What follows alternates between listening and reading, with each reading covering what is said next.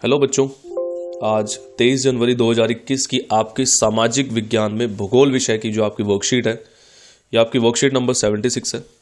आपकी class 10th की worksheet number 76 है। इसमें सबसे पहले आपको अपना नाम और अपने क्लास टीचर का नाम लिखना है। बेसिकली प्यारे बच्चों, आज की आपकी जो वर्कशीट है, यह आपकी वर्कशीट जो पिछली आपकी वर्कशीट थी, वर्कशीट 75, उसमें जो आपका चैप्टर था राष्ट्रीय अर्थव्यवस्था की जीवन रेखाएं, तो ये उसी चैप्टर से संबंधित आज की भी आपकी वर्कशीट है। पिछली बार हमने उसमें शॉर्ट आंसर टाइप क्वेश्चंस देखे थे। इस बार हम जो आज की वर्कशीट है, इसमें हम लॉन्ग आंसर टाइप क्वेश्चंस देखेंगे। तो आइए अब हम वर्कशीट के बारे में बात कर लेते हैं। तो फर्स्ट क्वेश्चन है आपका इस वर्कशीट का, जनसंचार के साधनों से होने वाले किन्हीं 3 लाभों की चर्चा कीजिए। तो देख लेते हैं हम। तो जनसंचार बेसिकली पहला तो लाभ इनसे ये होता है कि यह हमें राष्ट्रीय कार्यक्रम और नीतियों के बारे में जागरूक करता है।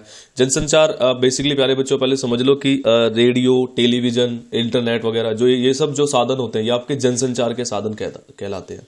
जिनसे क्या होता है कि लोगों से संबंधित जो भी सूचनाएं, लोगों से, देश से, किसी राज्य से संबंधित सूचनाएं क्या है वो लोगों तक पहुंचाई जाती हैं।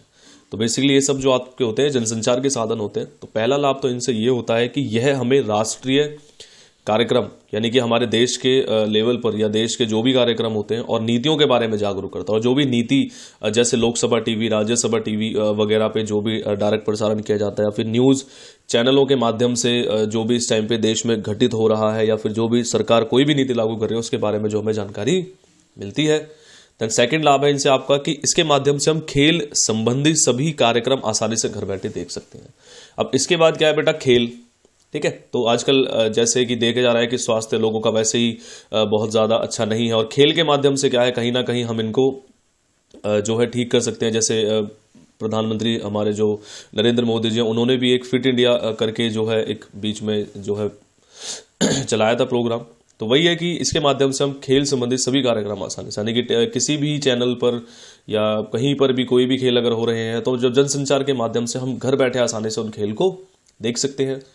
तीसरा लाभ है इसका कि यह हमारे लिए काफ़ी ज्ञानवर्धक है। ज्ञानवर्धक कि हम किसी भी प्रकार की नॉलेज या कोई भी चीज़ अगर हम ढूंढ रहे हैं और वो हमें कहीं पे नहीं मिल रही है, तो यहाँ हम कहीं ना कहीं सर्च करके इनको कहीं ना कहीं से आप प्राप्त कर सकते हैं। पढ़ाई से रिलेटेड जो बहुत सारी चीज़ें हैं, तो वो सब हमें क्या है, जनसंचार के साधनों के द्वारा जो हमें मिल जाती है। तो हमारे लिए क्या है, ये ज्ञानवर्धक भी है।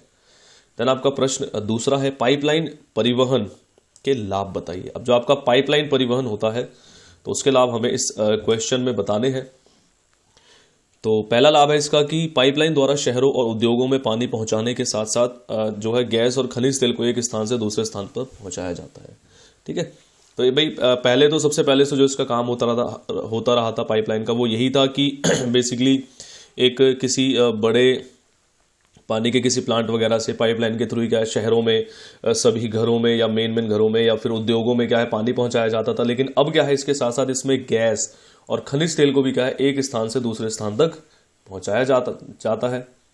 पाइपलाइन द्वारा परिवहन शीघ्र, सुरक्षित और आसान हो जाता है। तो पाइपलाइन से क्या होता है कि जो परिवहन है, इसमें भाई एक चीज़ तो है कि अब मान लो हमें कोई भी गैस का या फिर खनिज तेल का कोई भी बड़ा टैंकर, हमें उसमें क्या है, टैंकर में डालकर और उसे कहीं पर भेजना है।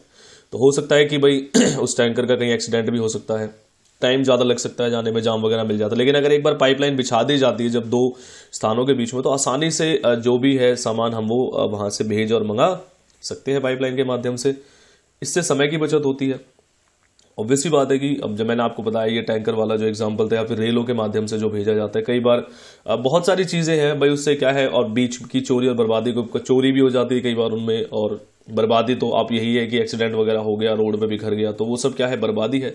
तो उन सब को भी पाइपलाइन परिवहन के माध्यम से रोका जा सकता है। तो आपका थर्ड क्वेश्चन है, सड़क परिवहन रेल परिवहन से अधिक महत्वपूर्ण क्यों है।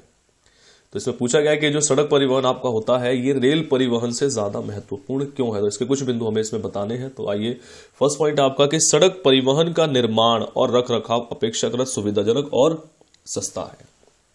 ठीक है, तो जो आपका सड़क परिवहन होता है, इसको बनाने में क्या है, रेल की पटरियों से कम लागत आती है, प्लस बाद में भी जब इसका रखरखाव जो किया जाता है, यानी कि जो भी मेंटेनेंस वगैरह जो भी होता है, तो वो कहीं ना कहीं रेल परिवहन के मुकाबले जो है सड़क परिवहन की कम होती है। एंड सेकंड पॉइंट आपका कि यह हमें एक स्थान से दूसरे स्थान तक सीधे गंतव्य पर ही पहुंचा देते हैं। मान लो आपको अपने घर से अपने किसी रिश्तेदार के घर तक जाना है, तो आप सड़क परिवहन के माध्यम से या फिर सड़क के माध्यम से आप सीधा अपने घर से जो भी आपके पास कन्वेंस है उसके थ्रू सीधा अपने रिश्तेदार के घर पर या फिर कहीं पर भी आपको पहुंचना है तो आप सीधे क्या है कि वहां तक पहुंच सकते हैं। उसके बाद आपका थर्ड, अन्य परिवहन साधनों के साथ सड़क परिवहन एक कड़ी के रूप में कार्य करता है। अब जैसे मान लो हमें कहीं बहुत दूर जाना है, मान लो कि भाई महाराष्ट्र हो गए, केरल हो गए, तमिलनाडु, इतने दूर हमें कहीं जाना है और हमें रेल से जाना है, तो होगा क्या कि रेल तो ऐसा तो नहीं है कि हर किसी का जो घर है वो रेलवे स्टेशन के आसपास हो गया, फिर घर में तो आप रेलवे स्टेशन नहीं खोल सकते हैं। तो आपको क्या होगा कि पहले आपको सड़क परिवहन के लिए कोई भी कन्वेंस आपको करना पड़ेगा, देन आप रेलवे स्टेशन जाएंगे, फिर वहां पर भी आप रेलवे स्टेशन पर उतरेंगे, फिर वहां से अपने गंतव्य पर पहुंचने के लिए आप जो है वहां से कोई भी अपना कन्वेंस आप लेकर वहां से जाएंगे। कन्वेंस का मतलब बेटा आपकी कोई सवारी वगैरह हो सकती है इसमें, ठीक है।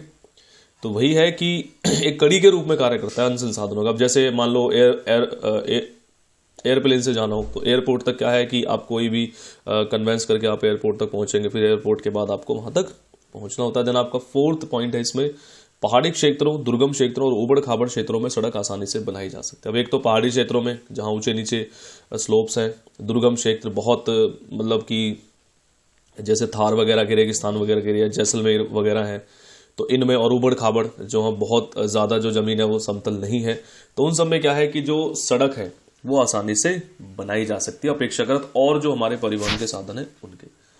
देन आपका फोर्थ क्वेश्चन है इसमें। अब इसके बाद प्यारे बच्चों आपका क्वेश्चन नंबर 4 है, एक देश के अंतरराष्ट्रीय व्यापार की प्रगति उसके आर्थिक वैभव की सूचक है, कथन की व्याख्या कीजिए। अब पहले तो हम व्यापार के बारे में जान लेते हैं। बेसिकली दो राज्यों या फिर व्यक्तियों के बीच वस्तुओं का आदान प्रदान व्यापार कहलाता है, ठीक है। कोई भी दो राज्य है, कोई भी दो क्षेत्र है, कोई भी दो व्यक्ति हैं, ठीक है, तो वो क्या है हमारा कि वो व्यापार कहलाता है। हम कोई भी सामान का आदान प्रदान करते हैं तो हमारा व्यापार कहलाता है, बिजनेस कहलाता है बेसिकली। और जब यही व्यापार जो होता है वो दो देशों के बीच होता है तो उसे हम कहते हैं अंतर्राष्ट्रीय व्यापार, ठीक है। तो सभी देश किसी ना किसी प्रकार से अंतर्राष्ट्रीय व्यापार पर निर्भर है। ऑब्वियसली बात है, निर्भर होना पड़ेगा, क्योंकि संसाधनों का जो वितरण है वो असमान है। यानी कि ऐसा तो नहीं है कि जिन सभी चीजों की हमें जरूरत है वो हमारे देश में ही मिल जाए, तो ऐसा तो नहीं है। तो इसीलिए क्या है कि सभी देशों को कहीं ना कहीं किसी ना किसी प्रकार से अंतर्राष्ट्रीय व्यापार पर निर्भर रहना पड़ता है। आयात और निर्यात जो है वो अंतर्राष्ट्रीय व्यापार के घटक है, ठीक है। यानी कि जो हमारे यहाँ पर कुछ चीजें वो हम जो है निर्यात करके दूसरे देशों में भेज देते हैं, जिनको भी उसकी मांग होती है, डिमांड होती है जिनकी, और जो कुछ चीजें हमारे यहाँ नहीं है तो हम वहां से आयात करा लेते हैं किसी और देशों से। और क्या होता है कि आयात और निर्यात के बीच का अंतर ही व्यापार संतुलन को निर्धारित करता है। और किसी भी देश में जो व्यापार संतुलन होता है बेसिकली वो क्या है, उसको आयात और निर्यात ही जो है वो संतुलित करता है, ठीक है। तो कहीं ना कहीं क्या होता है कि इसी वजह से एक देश के अंतर्राष्ट्रीय व्यापार की प्रगति उसके आर्थिक वैभव का सूचक है, और इसीलिए इसे राष्ट्र का आर्थिक बैरोमीटर भी कहा जाता है, ठीक है प्यारे बच्चों।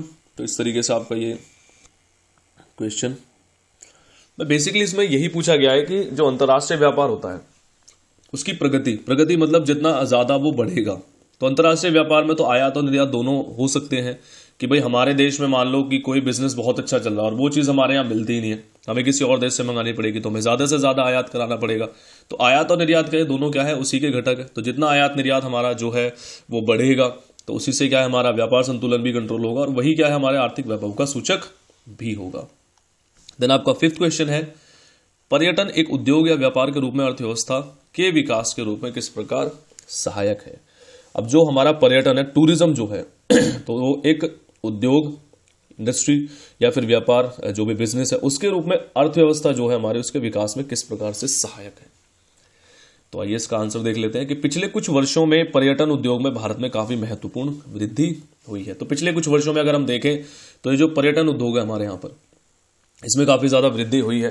भाई पर्यटन उद्योग में बेसिकली प्यारे बच्चों आप ये देख सकते हो कि जब बाहर के लोग, ठीक है, या फिर किसी देश में ही पर्टिकुलर राज्य के लोग पर्टिकुलर किसी अलग राज्य में जो है वो घूमने के लिए जाते हैं, तो वहां पर वो जो भी सुविधाओं का आनंद लेते हैं ठीक है, यानी जो भी सुविधा है वो वहाँ पर यूज़ करते हैं, चाहे वो गाड़ी हो, चाहे दुकानों पर से सामान हो, चाहे वो होटल वगैरह वहाँ पर लेते हैं, ठीक है, या फिर अलग अलग जो भी उस देश के अलग अलग उन्होंने स्पॉट्स या स्थान बना रखे होते हैं, वहाँ पर टिकट वगैरह में जो वो पैसा जो देते हैं, तो ये सब क्या है, ये पर्यटन उद्योग के अंतर्गत ही आता है।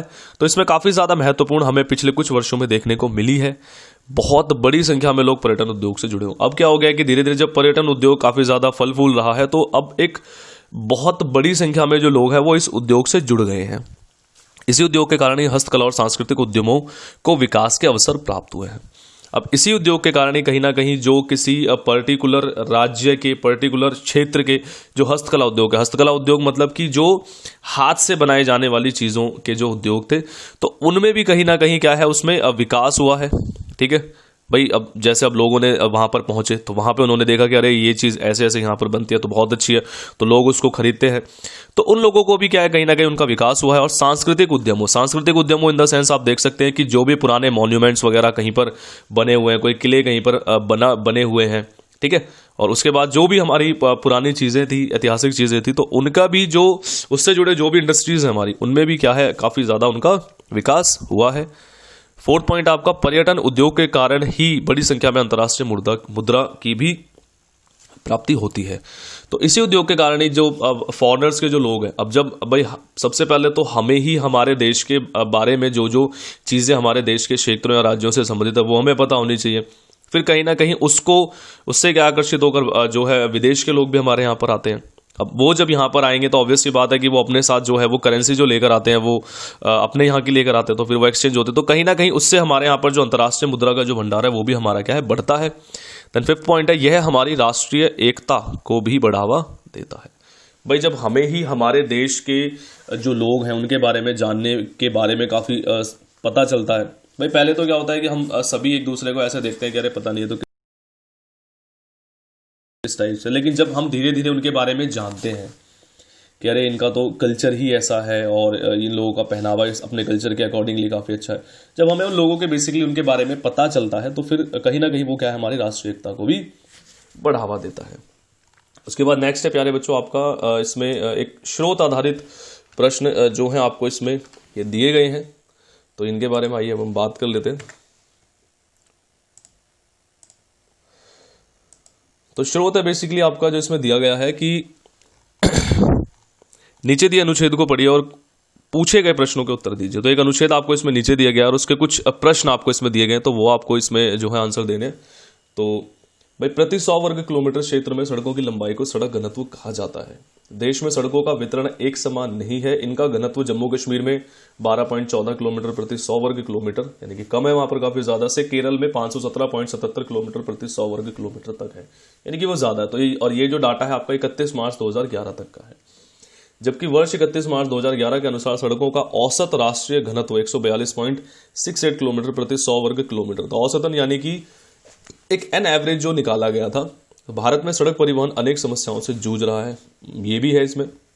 यातायात जो ट्रैफिक होता है और यात्रियों की संख्या को देखते हुए सड़कों का जो जाल है वो अपर्याप्त है, यानी कि रोड पे इतना ज़्यादा ट्रैफिक जो बढ़ गया है और लोग इतने ज़्यादा रोडों पर इस टाइम पर जो है अपने वाहन वगैरह लेकर निकलने लगे हैं, तो सड़कें जो है वो भी क्या है, कहीं ना कहीं कम पड़ गई हैं। लगभग आधी सड़कें कच्ची हैं तथा वर्षा ऋतु के दौरान इनका उपयोग सीमित हो जाता है। राष्ट्रीय राजमार्ग भी अपर्याप्त है। इसके साथ ही शहरों में भी सड़कें अत्यंत तंग और भीड़ भरी है तथा इन पर बने पुल व पुलिया कलवर्ट्स पुराने और तंग है, परंतु हाल ही के वर्षों में देश के विभिन्न भागों में सड़क मार्गों का तेजी से विकास हुआ है। तो बेसिकली ये आपका स्रोत था। अब इससे रिलेटेड कुछ आपको क्वेश्चंस इसमें दिए गए हैं, तो हम क्वेश्चंस को अच्छे से डिस्कस कर लेते हैं। तो फर्स्ट आपका क्वेश्चन है कि सड़क घनत्व से आप क्या समझते हैं। तो जैसा कि इसमें फर्स्ट लाइन आपकी दी गई है कि किसी क्षेत्र में प्रति 100 वर्ग किलोमीटर में सड़कों की जो लंबाई होती है उसे हम क्या कहते हैं, सड़क घनत्व कहते हैं। जैसा हमने जम्मू कश्मीर राज्य में देखा था, तो वहां पर जो सड़कों की लंबाई है प्रति 100 वर्ग किलोमीटर में, तो वो आपकी 12.14 किलोमीटर ही है, और केरल में क्या है वो 517.77 किलोमीटर है। तो ये क्या बेसिकली आपका सड़क घनत्व कहलाता है। उसके बाद आपका क्वेश्चन नंबर सेकंड है, जम्मू कश्मीर का सड़क घनत्व कम क्यों है। तो जम्मू कश्मीर का जो अधिकतर क्षेत्र है वो पहाड़ी और दुर्गम है, जहां पर सड़कों का निर्माण करना क्या है, अपेक्षाकृत कठिन होता है। इसीलिए जम्मू कश्मीर में सड़कों का जो घनत्व है वो कम है। ठीक है भाई, जैसा कि आप जम्मू कश्मीर को वैसे भी फोटोज वगैरह में भी आपने देखा होगा, बहुत सारे बच्चे घूमने भी गए होंगे, तो वहां पर क्या देखेंगे कि वहां का जो ज्यादातर जो क्षेत्र है वो या तो पहाड़ी है या फिर दुर्गम। दुर्गम मतलब कि ऐसे ऐसे स्थान है जहां तक पहुंचना ही बहुत मुश्किल है। तो वहां पर क्या है, सड़कों का निर्माण करना तो ऑब्वियस सी बात है बहुत ज्यादा कठिन है। ठीक है, इसी वजह से क्या है, वहां पर सड़कों का घनत्व कम है। अब भारत में सड़क परिवहन के सामने उपस्थित चुनौतियों का सामना कीजिए, आपका क्वेश्चन नंबर 3 है ये। तो आइए, जो इसमें हमें कुछ दिखा रखे हैं कि एक तो क्या है, भारत के काफी बड़े हिस्से में क्या है, सड़कें जो है वो अभी भी कच्ची हैं, जैसे गांव वगैरह सुदूर एरिया जो है वहां पर सड़कें जो अभी भी कच्ची हैं वो, है ना। और बारिश के दिनों में क्या है, वो बेकार हो जाती है, वो किसी काम की नहीं रहती हैं। दूसरा, यातायात और यात्रियों के हिसाब से सड़कों का जो घनत्व है वो काफी कम है, यानी कि सड़कें काफी कम हो गई हैं आजकल, क्योंकि यातायात इतना ज्यादा रोडों पर बढ़ गया है। दिन ब दिन सड़कों पर वाहनों की संख्या बढ़ती जा रही है, जिसके कारण सड़कें भीड़ भरी और तंग हो गई हैं। अब कहीं ना कहीं क्या हो रहा है कि वाहनों की संख्या इतनी ज्यादा रोडों पे बढ़ती जा रही है, तो भैया सड़कें भी क्या है, उन पे बहुत ज्यादा भीड़ हो गई है और वो तंग हो गई है। इसी कारण सड़कों पर ट्रैफिक भी जाम हो जाता है। और इसी के साथ क्या है, भारत में जो राष्ट्रीय राजमार्ग है वो भी यहाँ पर भारत में जो है पर्याप्त नहीं है। तो ये कुछ चुनौतियां थी जो इस टाइम पे सड़क परिवहन को देखने को मिल रही है। ठीक है, अब आइए नेक्स्ट क्वेश्चन की हम बात कर लेते हैं इसमें। तो क्वेश्चन नंबर 4 है आपका कि भारत में सड़कों की व्यवस्था में सुधार हेतु कुछ उपाय बताइए। ठीक है, तो आइए वो उपाय देख लेते हैं हम। तो भारत में सरकार को सभी सड़कों को पक्का बनाना चाहिए। भाई जैसा कि हमने फर्स्ट उसमें देखा था कि चुनौतियां क्या थी, कमियां क्या क्या थी, कि सड़कें कच्ची हैं। तो भारत में क्या है कि सरकार को चाहिए कि जितनी भी सड़कें हैं उनको सबको पक्का बनाना चाहिए, और उनका उपयोग क्या है कि वो किसी भी मौसम में किया जा सके। सेकंड पॉइंट है आपका कि सरकार को ज्यादा से ज्यादा सड़कें बनानी चाहिए। जैसा कि देखा गया था कि यात्रियों और यातायात के हिसाब से सड़कों का घनत्व जो काफी कम हो गया, तो अब सरकार को क्या चाहिए कि भाई जब उन सबको संभालना है तो कहीं ना कहीं ज्यादा से ज्यादा सड़कें बनानी चाहिए। थर्ड पॉइंट है फिर आपका कि कुछ ऐसे नियम या कानून लागू किए जाने चाहिए जिनकी मदद से सड़कों पर वाहनों की संख्या और ट्रैफिक को क्या है, कंट्रोल किया जा सके, है ना।